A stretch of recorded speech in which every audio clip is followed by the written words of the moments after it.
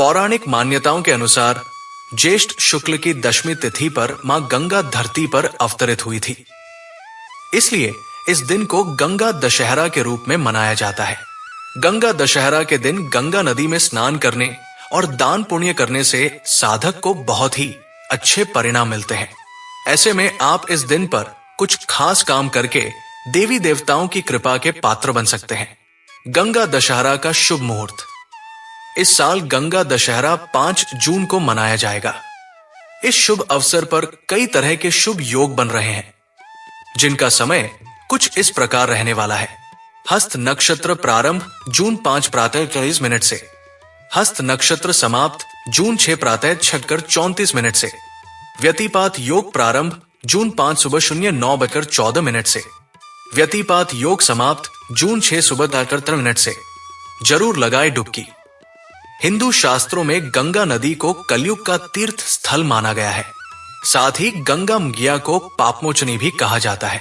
ऐसे में शुभ फलों की प्राप्ति के लिए ज्येष्ठ माह में आने वाले गंगा दशहरा में गंगा नदी में स्नान जरूर करना चाहिए। लेकिन अगर आपके लिए ऐसा करना संभव नहीं है तो आप घर पर ही पानी में थोड़ा सा गंगा जल मिलाकर स्नान कर सकते हैं। आइए अब विस्तार से जानते हैं गंगा दशहरा के दिन क्या करें, क्यों करें और इसका क्या आध्यात्मिक महत्व होता है। सुबह जल्दी उठकर स्नान करें। शुद्धता का पहला कदम। गंगा दशहरा के दिन को पवित्रता और पुण्य का पर्व माना गया है। इस दिन सूर्योदय से पहले उठकर स्नान करना विशेष फलदायी होता है। यदि आप गंगा नदी के समीप रहते हैं तो गंगा स्नान करें, और यदि नहीं तो घर पर ही नहाने के जल में कुछ बूंदे गंगा जल मिलाकर स्नान करें।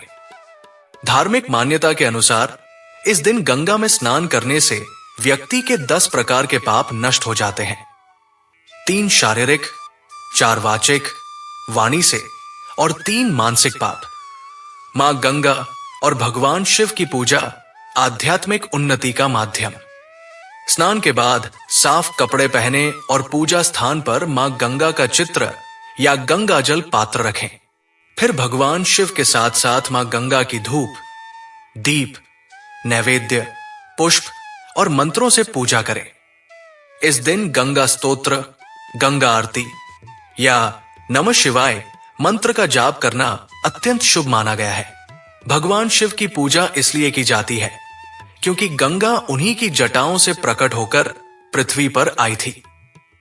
दान पुण्य, करुणा और सेवा का उत्सव। गंगा दशहरा सिर्फ पूजा पाठ का पर्व नहीं है, यह परोपकार और दया का भी प्रतीक है।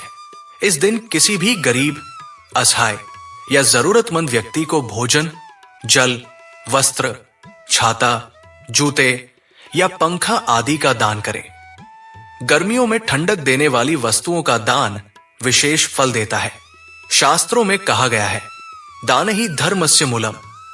दान धर्म का मूल है। पुण्य की प्राप्ति और विशेष फल। गंगा दशहरा पर उपरोक्त सभी कार्य करने से मनुष्य को पापों से मुक्ति मिलती है, जीवन में शुद्धता और आध्यात्मिक बल आता है, पूर्वजों की आत्मा को शांति मिलती है और विशेष रूप से मां गंगा की कृपा और शिव का आशीर्वाद प्राप्त होता है। यदि इस पावन जानकारी ने आपके हृदय को छू लिया हो तो कमेंट में जय मां गंगे अवश्य लिखें। आपके शब्द भी मां गंगा की आराधना का रूप बन सकते हैं। अगर आपको यह जानकारी उपयोगी लगी हो तो कृपया इसे अपने मित्रों और परिवार के साथ साझा करें ताकि वे भी इस पुण्य लाभ को प्राप्त कर सकें। ऐसी और आध्यात्मिक तथा जीवन बदलने वाली जानकारी के लिए हमारे चैनल को सब्सक्राइब करें और बेल आइकन दबाएं ताकि कोई भी अवसर आपसे छूटे नहीं।